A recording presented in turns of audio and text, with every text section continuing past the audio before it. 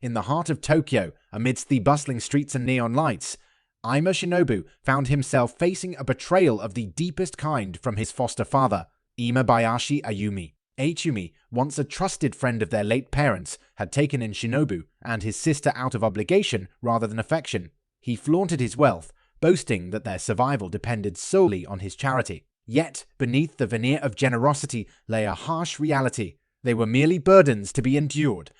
With no love or allowance, Shinobu's only solace was the immersive world of a massive multiplayer online role-playing game, Morporg. Here, he could escape the suffocating confines of his existence and find a semblance of joy. But even this refuge was cruelly snatched away when his foster father callously deleted his account, leaving him adrift in a sea of confusion and frustration. Suddenly, amidst the turmoil of his thoughts, Shinobu found himself transported to a surreal forest, his memories fragmented and his hand marred by a mysterious burn. Panic gripped him as he called out into the eerie silence, only to be met with an otherworldly voice welcoming him to the realm of Lide Online.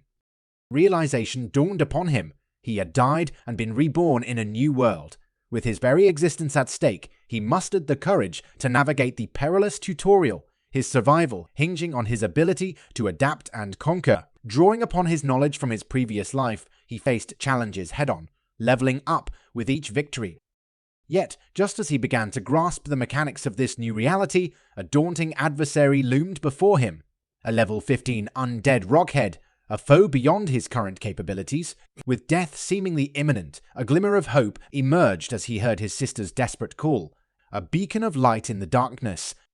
In a twist of fate, he found himself back in Lide Online, his level intact, spared from the merciless consequences of death.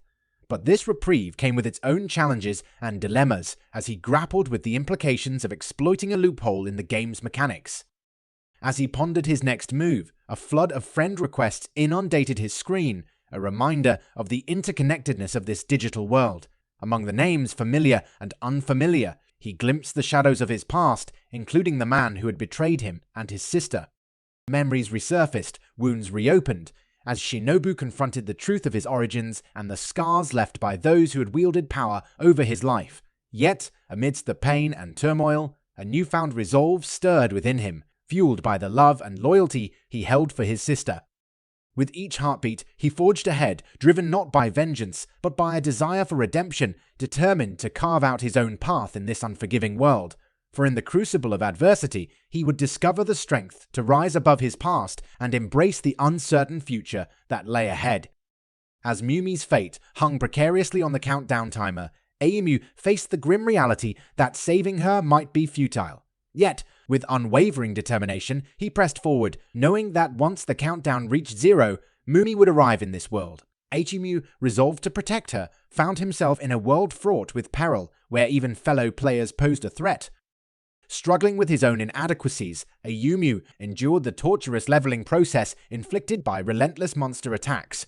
With each defeat, he rose stronger, driven by the singular purpose of safeguarding his sister. His class as a summoner allowed him to summon allies, a skill he sorely missed due to erased data.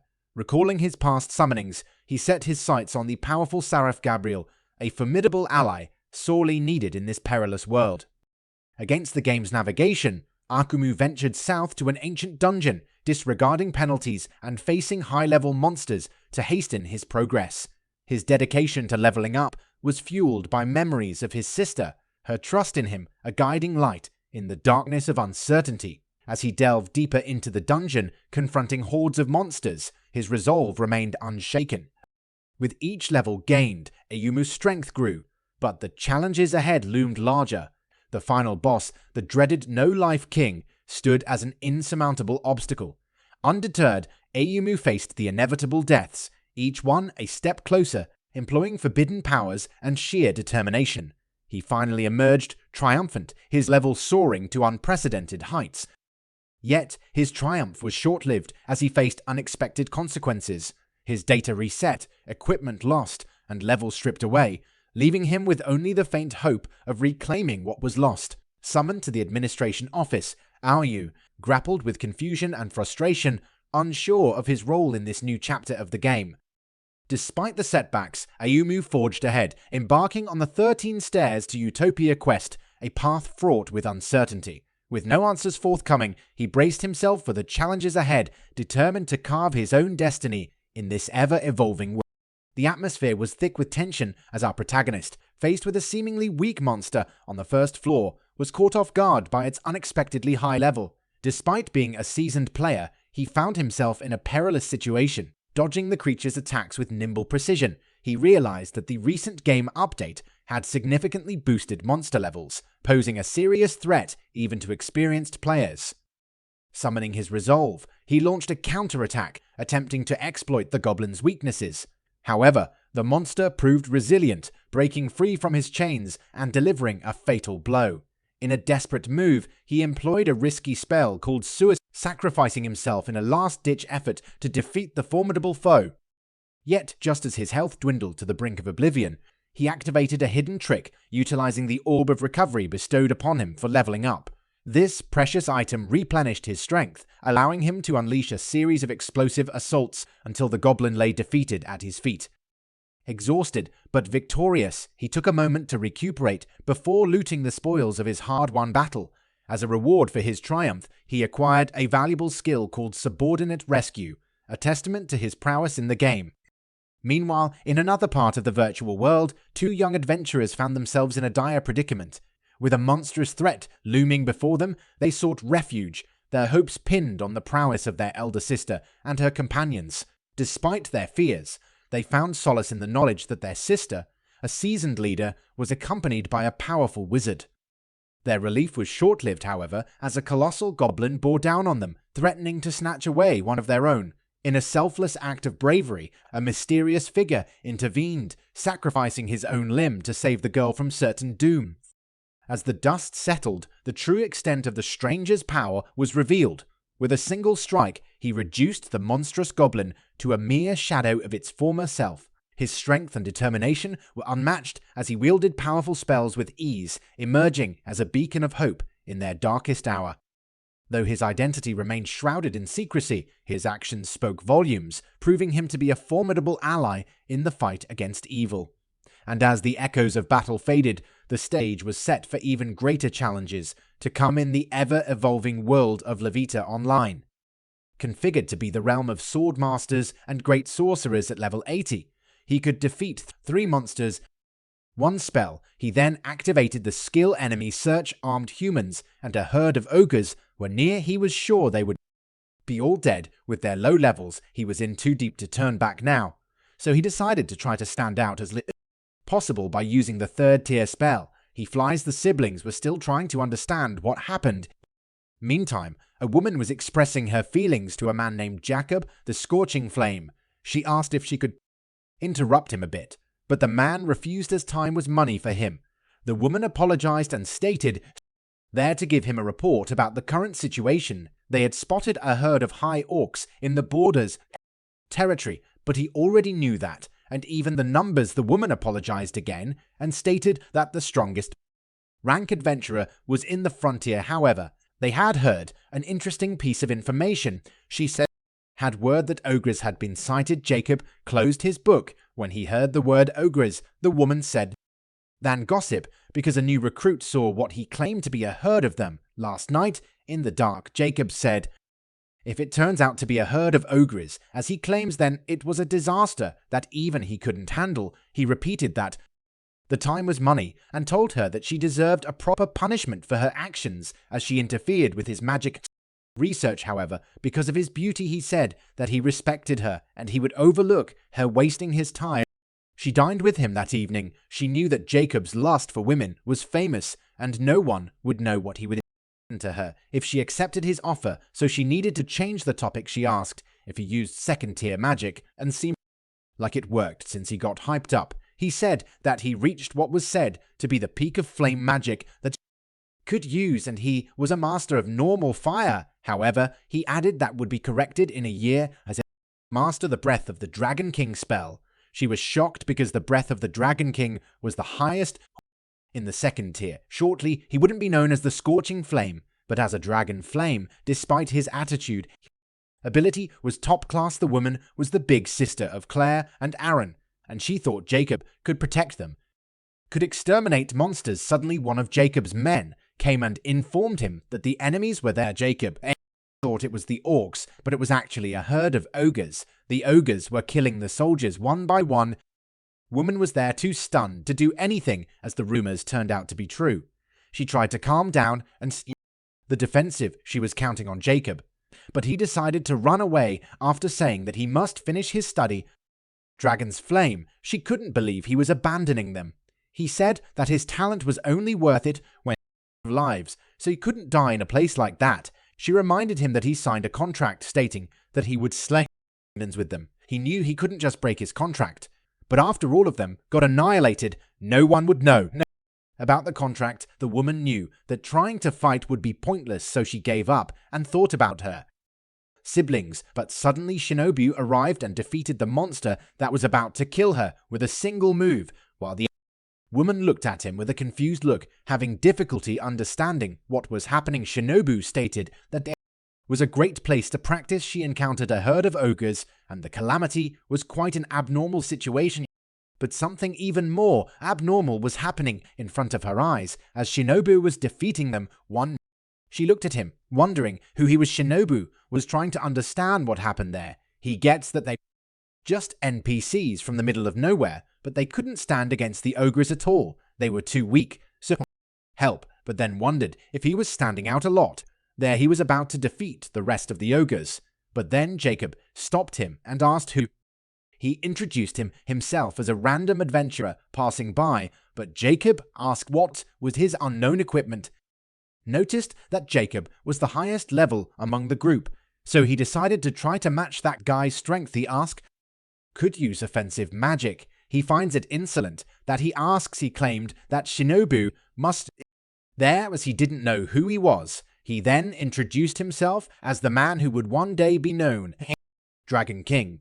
Shinobu was glad that he asked him, as the Flame Dragon King's breath was a third-tier magic. He didn't say anything and turned his back, but Jacob stopped him, asking where he was going. He said that he was going to deal with the remaining ogres. Shinobu didn't have to bother using the slow-tiered magic, because as long as he was matched Jacob's prowess, he wouldn't stand out nearly as much. He used third-tier spell, the Flame Dragon King's breath.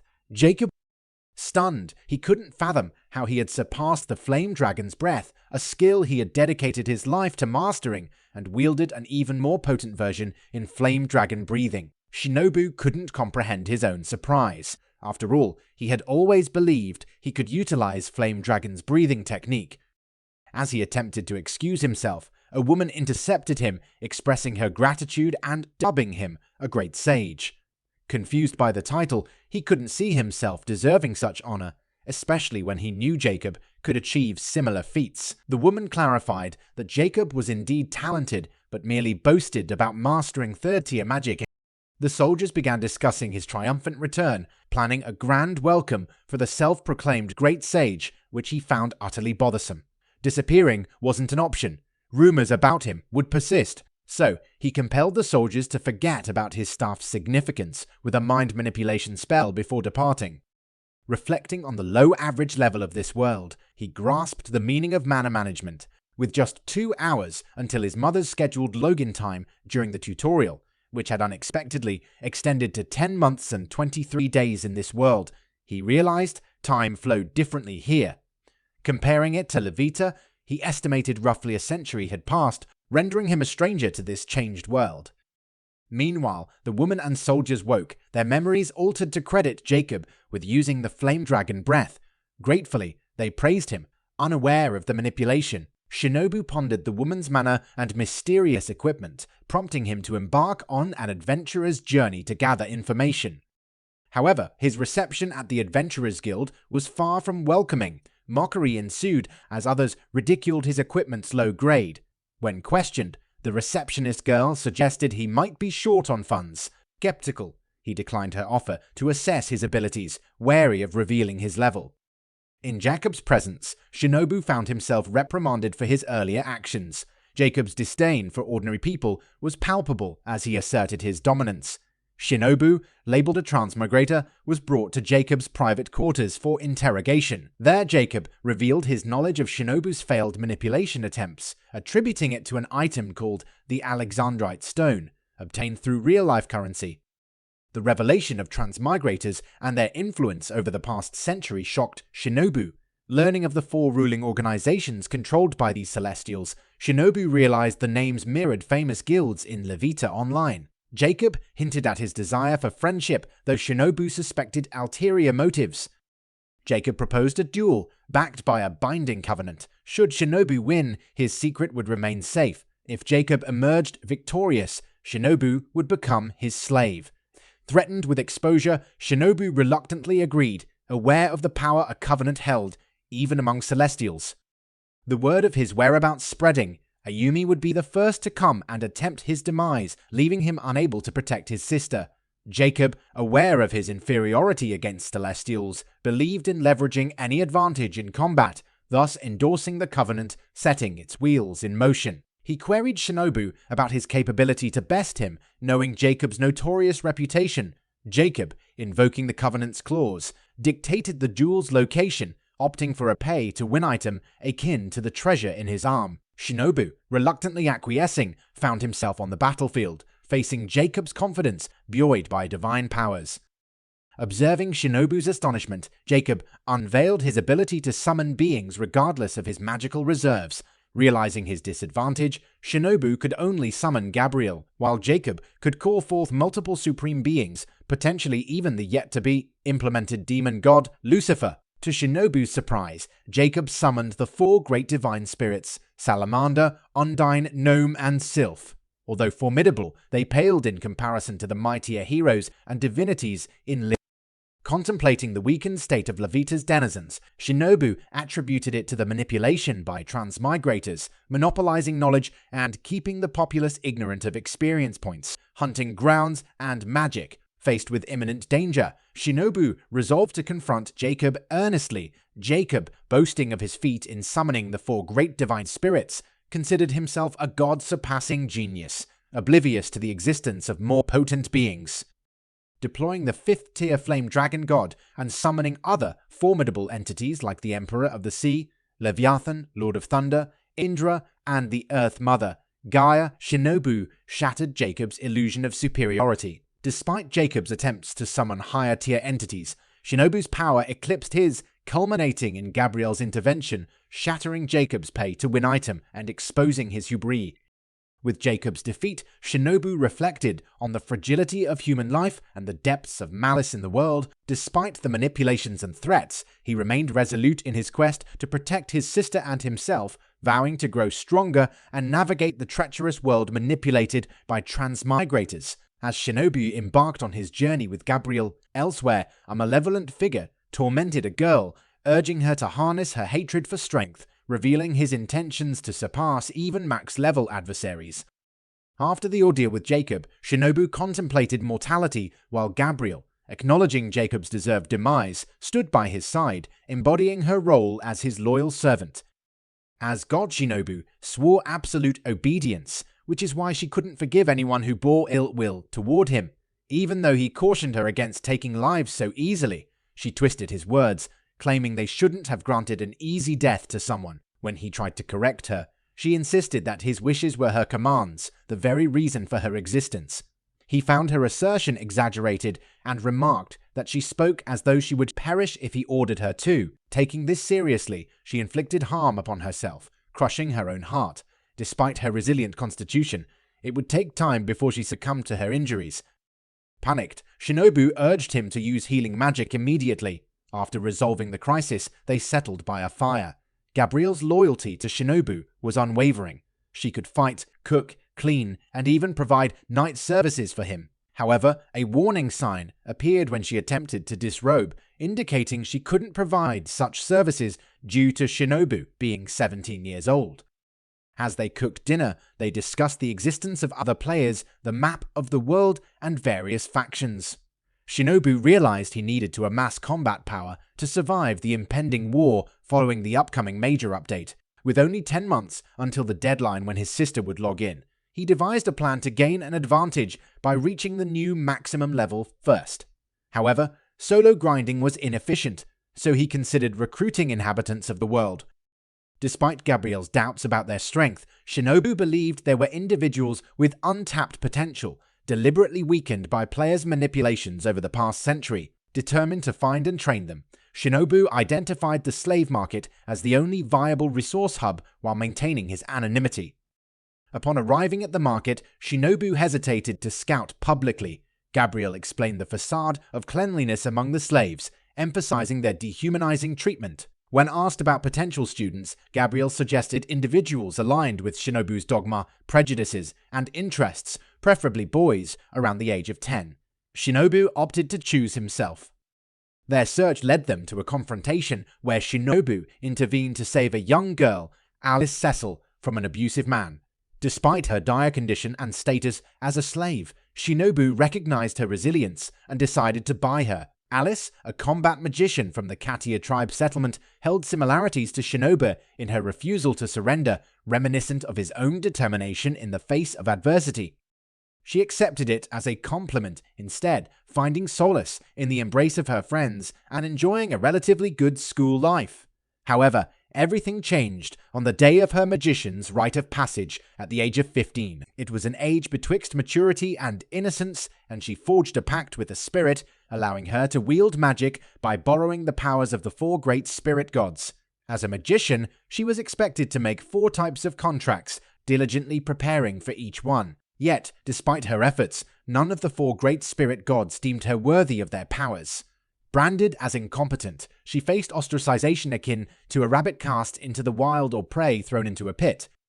Nevertheless, she endured until one fateful day when a girl disparaged her parents. Overwhelmed by anger, she lashed out, unable to tolerate insults directed at her hard-working family. The bullying escalated thereafter, culminating in her being summoned to the dean's office before summer vacation. While they cited various reasons for her expulsion, their true intention was clear: to send her back to her hometown, effectively ending her tenure at the academy. With a heavy heart and apprehension about her reception, she returned to her village, anticipating a lukewarm welcome overshadowed by disappointment.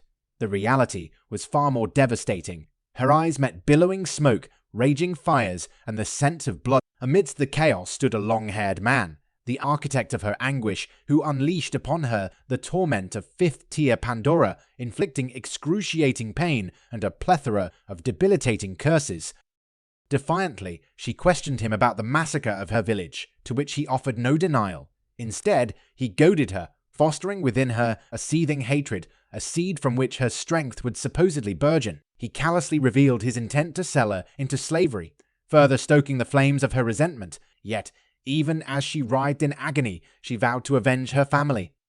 In a moment of clarity amidst the torment, she demanded his name, but he remained enigmatic, a figure shrouded in anonymity. He bestowed upon her the moniker God Killer, reveling in the fear it instilled. Defiantly, she swore to vanquish him, unwittingly playing into his twisted machinations. As consciousness waned, she found herself in the care of a stranger named Shinobu, who offered her a chance at redemption. Grasping at the lifeline he extended, she accepted his hand, weary yet determined to forge a new path. Cleansed of her physical ailments in a bathhouse, she shed the shackles of her past and embraced the promise of a brighter future. As she sat before a lavish feast, doubts lingered, questioning her worthiness of such generosity. Yet Shinobu reassured her of her inherent strength, viewing her not as a slave, but as a potential ally in his quest for greatness. Overwhelmed by his kindness, she apologized for her perceived inadequacies, struggling to comprehend her newfound purpose. Together, they ventured into the unknown, leaving behind the remnants of her former life. Though uncertainty loomed, she found solace in the belief that perhaps, in Shinobu's guidance, she could yet rise above her perceived shortcomings and claim her destiny as a formidable force to be reckoned. As they embarked on their journey, he mentioned they were returning to their base, preferring to conceal their magic from prying eyes. With a simple spell, he whisked them above the clouds using 3rd-tier magic, reassuring her to close her eyes if she felt frightened. Surprised by the feat, she questioned whether he was a deity, especially with an archangel in tow. Amused, he insisted he was merely human, Though her disbelief stemmed from witnessing effortless use of fourth-tier magic, she also pondered why he would choose her, considering her perceived incompetence as his disciple. Pausing, he asked if she knew the world was round, a revelation contradicting her belief in a flat world. Observing the curvature herself, she realized the depth of her ignorance. He then enlightened her about the existence of a pitch-black space beyond the skies, urging her to alter her perspective to perceive the unseen. Despite her self-deprecation, he encouraged her to embrace the unknown, acknowledging her capacity for growth. In a surprising display, he summoned the Excalibur, but its significance lay beyond the blade. With a swift motion, he cleaved open a portal revealing their home base, the Heavenly Palace Izano. Within its confines, they discussed their plans, focusing on training Alice, a novice at level 1. Despite her initial apprehension, she expressed willingness to learn. He explained the concept of levels and soul ranks, highlighting her potential despite her inability to form pacts with the Great Spirits. Contrary to common belief, he emphasized the distortion of norms in their world by transmigrators, paving the way for exceptions like Alice. Summoning fifth-tier divines, he offered her the opportunity to form a pact, acknowledging her fears of failure, but encouraging her determination to progress. As the pact commenced, she experienced overwhelming sensations, signifying the transfer of immense power. Concerned for her well-being, Gabrielle inquired about her safety, while Alice grappled with doubts about her worthiness. However, Shinobu reassured her, attributing her struggles to her unique status in the world. With the pact sealed, Alice embraced her mentor, tears of gratitude in her eyes. Despite her exhaustion, her training had only just begun. Shinobu recognized her resilience, knowing she was capable of surpassing expectations. Thus, with determination and newfound strength, Alice embarked on her journey of self-discovery and growth. She was still reeling from his announcement that they were about to embark on the next phase of her training. Alice wasn't entirely convinced of the necessity of leveling up, but Shinobu insisted that now that she had successfully formed a PCT, it was time to progress. Exhausted and sweaty from the exertion of forming the pact, Alice was reminded by Shinobu of the importance of concentration to avoid any mishaps that could result in injury. Inquiring about her previous experience with magic, Shinobu learned that Alice had only dabbled in household and first-tier magic. Assuring her that he would control the magic flow, he began channeling her power through her to the staff, preparing for the upcoming magical feat. Despite her nervousness, Alice agreed to trust him. As they focused on their target above, Alice was stunned to see the formidable Sky Dragon, a creature usually only faced with the full force of Imperial magicians and knights. Doubting her ability to defeat such a creature alone, Shinobu urged her to trust him. With a single strike of 5th-tier fire magic, Kagatsuchi, the Sky Dragon was vanquished, leaving Alice in awe of the spectacle. Confusion clouded Alice's mind as she struggled to understand her sudden leveling up, especially since it was Shinobu who had dealt the final blow to the dragon. However, Shinobu explained that it was thanks to the Necklace of Friendship, an item in Levita Online that facilitated experience sharing among party members, allowing lower-level players like Alice to benefit from the exploits of higher-level companions. Grateful for Shinobu's guidance and support, Alice couldn't help but feel overwhelmed by his generosity. Their conversation was interrupted by the arrival of a black-haired girl who addressed Alice as a thieving cat. Despite the girl's initial hostility, Alice couldn't help but admire her beauty. Identified as Tukomi, a 6th-tier summoned being like Gabrielle, the girl seemed skeptical yet willing to protect Alice at Shinobu's request. Shinobu clarified that Alice was his disciple, emphasizing his commitment to nurturing her development.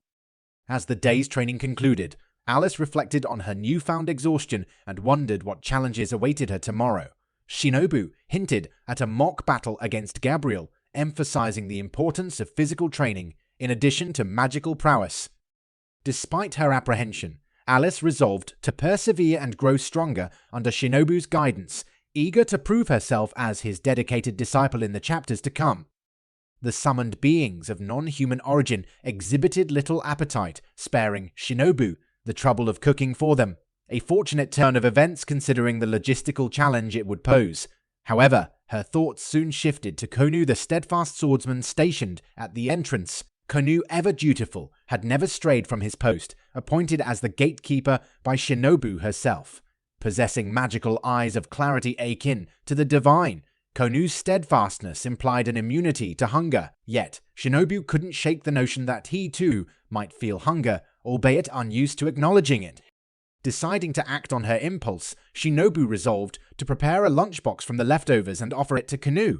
Despite her nervousness, she approached him with the gesture, only to be met with a stern refusal and a chilling warning. Apologetic for overstepping, Shinobu was about to withdraw when Konu surprised her by urging her to stay, revealing his discomfort with interactions, particularly with women. Their ensuing conversation hinted at Konu's past trauma, leaving Shinobu pondering the complexities of human connection. As they shared a meal, Shinobu observed Konu closely, surprised by his rare gesture of removing his helmet. Their interaction, though initially tense, gradually softened into a semblance of camaraderie. Konu's admission of enjoying sweet food and his advice on training together hinted at a potential bond forming between them, despite his initial reluctance to label it as friendship. Meanwhile, Gabriel, observing from afar, noted Alice's integration into the castle with a mixture of approval and concern. Alice's growth was evident, yet her journey towards mastering stronger magic presented a challenge. The revelation of the necessity of scrolls for acquiring new magic prompted Shinobu's realization that Alice would need to return to the Magic Academy. Despite the daunting prospect, Alice accepted the inevitability, spurred by her determination to grow stronger. The following day, as Alice made her way to school, she grappled with a wave of nostalgia and trepidation. Encountering a familiar face, she was reminded of past events and the burden of her circumstances. Yet, with Shinobu's guidance and the resolve of a disciple, Alice pressed forward, knowing that her journey towards mastery demanded perseverance and resilience. In the dimly lit room, amidst the whispers of conspiracy and malice, Beatrix's voice cut through the tension like a blade. She spoke of the devastation that had befallen their hometown, relishing in the tragedy that had befallen others. Alice, standing nearby, felt a mixture of anger and disgust rise within her as Beatrix continued her tirade. With each word, Beatrix's insults grew sharper, her disdain for Alice evident in every syllable. She mocked Alice's supposed misfortune, gleefully recounting rumors of a doppelganger slave bearing her likeness, adding insult to injury with each passing moment. But Alice refused to be shaken. Despite the venomous words thrown her way, she maintained her composure, steeling herself against the onslaught. She calmly rebutted Beatrix's claims, revealing the truth of her resilience in the face of adversity. As Beatrix's taunts escalated, Alice's patience waned. With a firm resolve, she silenced her tormentor, extinguishing Beatrix's petty flames with a display of her own magical prowess. The tables turned as Alice asserted her dominance, her confidence unyielding despite Beatrix's attempts to undermine her. Yet Beatrix was not so easily deterred. Fueled by her own insecurities, she plotted to ruin Alice's reputation, determined to see her expelled from the academy. But Alice remained undaunted, facing the impending challenge with unwavering resolve. The division exam loomed before them, a test of skill and determination. Despite Beatrix's doubts, Alice approached the challenge with unwavering determination. With each precise incantation, she proved her critics wrong, surpassing all expectations with her unparalleled mastery of magic. As the dust settled and Alice emerged victorious, Beatrix's facade crumbled. Her arrogance shattered.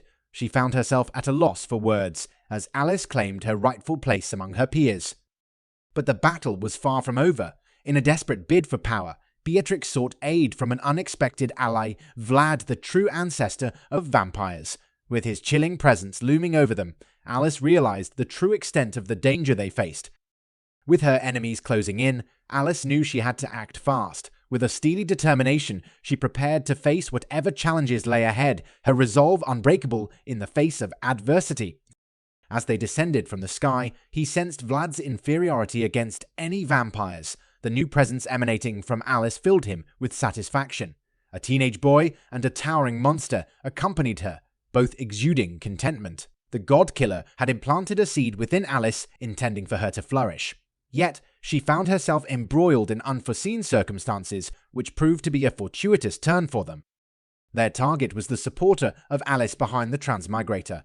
Alongside them stood a dragon, its gaze fixated on the transmigrator, pondering the delectability of such a being. The God-Killer proclaimed their duty as wielders of supreme power to combat the transmigrator's insolence, vowing to restore the world to its intended state. In the ensuing chapter, Gabriel and Alice engaged in a duel, their powers vastly mismatched. Gabriel swiftly overpowered her, a testament to his Spartan prowess. Shinobu recognized the necessity of training for Alice, who could only wield first-tier magic, prompting her to enhance her physical capabilities. Concerned, Shinobu inquired about Alice's progress in obtaining information on the scrolls at the academy. She revealed that examinees could acquire scrolls up to the second tier, but none had obtained higher-tier scrolls in years. The absence of third-tier scrolls hinted at the Transmigrator's influence over magical acquisition beyond the second tier, exacerbating Shinobu's frustrations. He also pondered the whereabouts of the God-Killer who had assaulted Alice's hometown. Though Alice quoted the God-Killer's words, Shinobu refrained from disclosing his suspicions about the killer's true identity. Returning to her training, Alice astounded her peers with her newfound skills, challenging their preconceived notions of her incompetence. Some even admired her for besting Beatrix, who seethed with anger at her newfound attention. As Alice made her way to the schoolyard, Beatrix confronted her, seeking retribution for her humiliation. Unfazed by the attention, Alice dismissed Beatrix's threats, further enraging her. In a fit of rage, Beatrix unleashed third-tier magic upon Alice, who had anticipated the attack thanks to a trap set by the Heisen family. Transported to an unknown location, Alice found herself face-to-face with Vlad, accompanied by his fallen victims turned zombies. As Vlad contemplated her fate, considering turning her into one of his progenies, Alice desperately called for Shinobu's aid. In a timely intervention, Sumi appeared, severing Vlad's hand and declaring herself as one of the three great gods of the land of the rising sun. As Beatrix underestimated Sumi's power, the true nature of Vlad's lineage was called into question, sending shockwaves through their midst. Confusion reigned as Sumi exposed Vlad's doubts about his own identity as the true ancestor of vampires. Beatrix, too, questioned his loyalty, having protected the Heisen family for years. With Shinobu absent, Sui delved into his archives, seeking answers to the unfolding mysteries. Once upon a time, amidst the murky depths of dark alchemy, an artificial vampire was born from the twisted ambitions of a malevolent alchemist. Driven by a fervent desire to surpass the legendary progenitor of vampires, the alchemist poured his very essence into his creations. Yet, his efforts bore only failure, leaving him shattered and consumed by delusions. In his madness, he christened his failed experiment Prince Vlad, imbuing it with false memories of grandeur as the true ancestor of vampires. From this fabricated lineage sprang the enigmatic figure known as Vlad, a haunting presence in the midst of an even darker quest that unfolded during the mid-game. It was during a climactic encounter that Vlad's true purpose became clear. Confronted by his beloved Reaper, he unleashed his might, fueled by desperation and folly. But his attacks were futile against her supremacy, and he found himself ensnared in a web of consequences woven by his own hubris. The Reaper, Sumi, wielded her power with a cold detachment, consigning Vlad to a fate of eternal torment within the confines of a coffin connected to the underworld. Surrounded by skeletal minions, Vlad pleaded for reprieve, his confusion and desperation met with mocking apologies from his captor. Meanwhile, as Vlad faced his grim destiny, a revelation unfolded elsewhere. Alice, displaced and disoriented, found herself at the mercy of Godkiller and his cohorts, who sought her as a pawn in their vendetta against transmigrators. As truths were unveiled and destinies intertwined, the echoes of a bygone era resonated through the fabric of time, revealing secrets long buried and powers long dormant. In this realm of shadows and deception, alliances shifted, and fates were sealed with each passing moment, leaving only uncertainty in their wake. Alice had delved into the ancient archives, where she stumbled upon tales of three enigmatic Miga sages. These legendary figures were said to sometimes serve as mentors, guiding players through their journeys, while at other times they emerged as formidable rivals, wielding unparalleled power. In the realm of Levita Online, they stood as the pinnacle of NPCs, revered before the sweeping updates that reshaped the virtual landscape. Amidst her disbelief, Alice discovered that these sages, against all odds, still walked the digital realm after a century had passed. Her astonishment met with the revelation that in an era long gone, the gift of eternal youth was not as rare as one might think. Each individual played their part in the grand tapestry of that world, fulfilling their destined roles, However, the harmony was shattered by the transmigrators, who sought dominion and viewed the sages as obstacles to their conquest. As Alice grappled with the revelation of their vengeful purpose, she found herself at odds with the God-killer's motivations. While she acknowledged the gravity of his quest, she could not condone the path of indiscriminate destruction he had chosen. To her, his actions mirrored those of the very transmigrators he sought to oppose. Yet, the God-killer perceived a kindred spirit in Alice, sensing a shared understanding of their plight. The God-killer's pursuit of revenge had fueled a relentless ascent in power over the decades, culminating in a confrontation of epic proportions. Alice, thrust into the midst of this conflict, realized she had become unwitting bait in a larger scheme. The revelation dawned that her very presence served as a lure for the elusive transmigrators, with Shinobu emerging as their unexpected nemesis. In a desperate bid to resist her captors, Alice's attempts at summoning aid were thwarted by the God-killer's cunning manipulation. Bound by circumstance and facing imminent peril, she braced herself for the inevitable interrogation, determined to safeguard the secrets entrusted to her. Yet, even in the face of relentless scrutiny, Alice resolved to protect her allies at any cost. Just as hope began to wane, salvation arrived in the form of Shinobu, whose timely intervention shattered the oppressive grip of the God-killer's machinations. With unwavering resolve, he declared his allegiance to Alice, invoking the wrath of a formidable adversary. As the stage was set for an epic clash of titans, alliances were forged and destinies entwined in the crucible of battle. Amidst the chaos, Shinobu's cunning strategy unraveled the God-killer's veil of secrecy, laying bare the true nature of his formidable adversary. With righteous fury coursing through his veins, Shinobu vowed to sever the chains of tyranny forged by the transmigrators and their unwitting accomplices. As the battle reached its crescendo, the echoes of history reverberated through the digital expanse, heralding the dawn of a new era forged in the fires of defiance and determination. Gabriel had strategized to swiftly end the skirmish, aiming to aid Shinobu following the mocking he endured for supposedly holding back. Fuming with rage, Furious ensnared Shinobu with chains, restricting her movements. Amidst the chaos, Furious divulged his stark deviation from other sages. He lacked eternal youth, sustaining his form by consuming the flesh of the young. Gabriel found herself ensnared in his sinister plans, slated as a sacrifice to perpetuate his youthful facade. Meanwhile, Kureinu found himself gradually overwhelmed by Diamond, ultimately meeting his demise at the hands of the latter's formidable prowess. Kureinu's lackluster performance disappointed Diom, who considered him scarcely worthy of his six-sword style. Sensing his friend's peril, Koru refused to concede, determined to intervene and save him. Recognizing Kanu's unwavering resolve, Diomaine acknowledged him as a fellow warrior, and their clash continued amidst the unfolding chaos. As Godkiller basked in assumed victory over their weakened foes, Shinobu, acknowledging his strength albeit marred by underhanded tactics, sought answers regarding their divergent powers. Upon learning about the significance of resolve from Godkiller, Shinobu probed further, questioning the acquisition of spells by the sages. A pivotal disparity. Godkiller divulged a crucial reveille, a sentient grimoire within the Grand Library of Su, capable of either consuming a human's mind or bestowing potent magic upon them.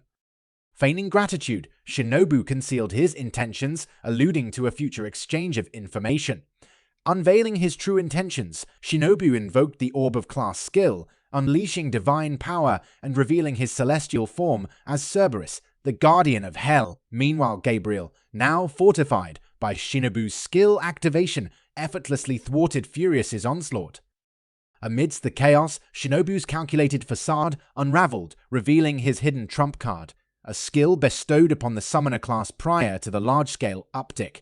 Divine power release, amplifying the stats of summoned beings. As the dust settled, the stage was set for the next chapter in their tumultuous saga.